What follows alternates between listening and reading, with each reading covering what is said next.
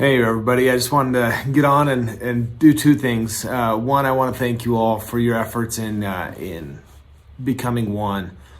We're going to be doing our day of play here pretty soon as a reward for getting those 2,000 points and showing Redskin culture. I just want to reiterate, you guys did so good with that. We've seen a whole lot of coming together, supporting one another, being one, listening to your teachers, a whole lot of good stuff. Now, there's always room for improvement, of course, but to linger on just the good that you've done, we just want to do that and thank you for the We Are One part of Redskin culture. Now, I want to now move to the second part of Redskin culture, the We Fear No One.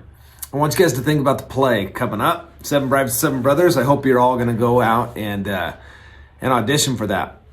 But I want you to imagine not practicing at all, going out there on stage with your parents, grandparents, everybody out in the audience, and you're out there, well, right before you go on stage.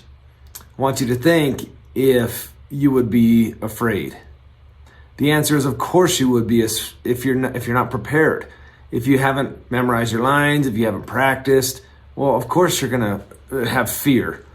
But if you put in the effort for months and practice hard and diligently and you have grit, then you have no need to fear. So the We Fear No One comes as a result of grit and effort.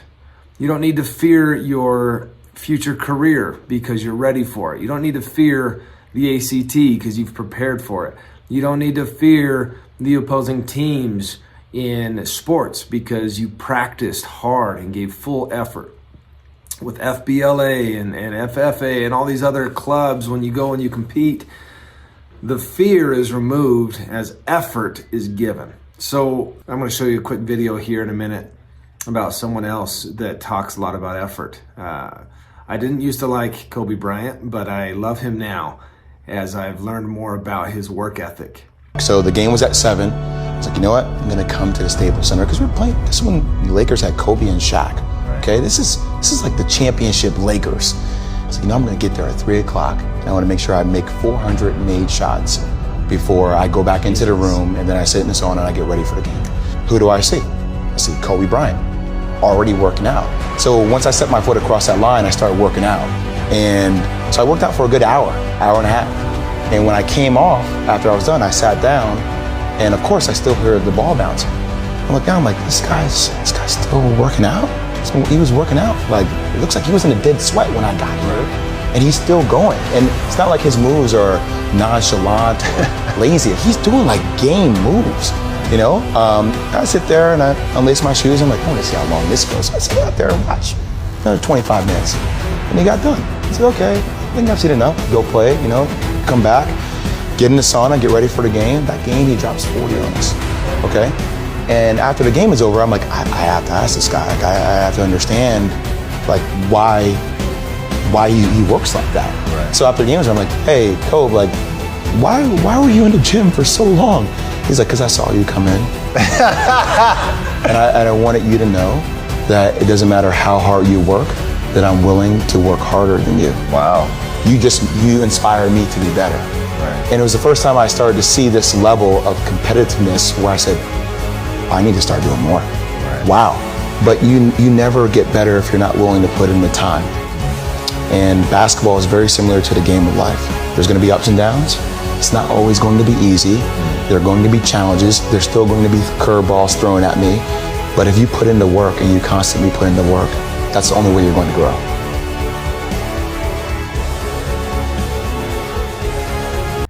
Guys, what I want to see in classrooms is more work, more effort, more grit. What I want to stop hearing is things like, oh, that's too hard, or, oh, the pencil's way back there, so I'm not even going to try, or just things like that really have no place in Redskin culture. Redskin culture is we give our all, we engage, we have grit. I'm going to show you 2 clips of grades here. What I've found is students who have poor grades, it's rarely because they don't understand at first. It's because they don't try, or they don't try hard enough, or they procrastinate, and then they don't learn the material, and then a lack of understanding comes. So these two things I'm going to show you, one is of someone that is not showing forth much effort. Those little signs you see, those mean that those are late assignments. For that many late assignments to be turned in means this person doesn't lack in smarts, doesn't lack in whatever else it is, looks, parents, whatever else. What they lack in is effort and grit. This next one I'm going to show you shows somebody who is putting forth the effort. Now, let me just give you guys a little secret. If you will put forth effort consistently in class and have grit, there is no way your teacher is going to let you fail. There's no way. They will do anything to help you out. If you consistently don't show effort and you show a lack of grit, well, the teachers may show a lack of effort in helping you, because that's not helping. That's called dragging you along or bailing you out. We're not about bailing you out. We are about helping you to succeed, and that is most likely going to be done as you show your willingness to have effort. So, Redskin culture, we are one. We've talked a lot about that, but we fear no one, and I would just add, because we have given the effort necessary and because we have grit. So I invite you all to have grit. Show forth effort in all that you do so that you don't need to fear anyone.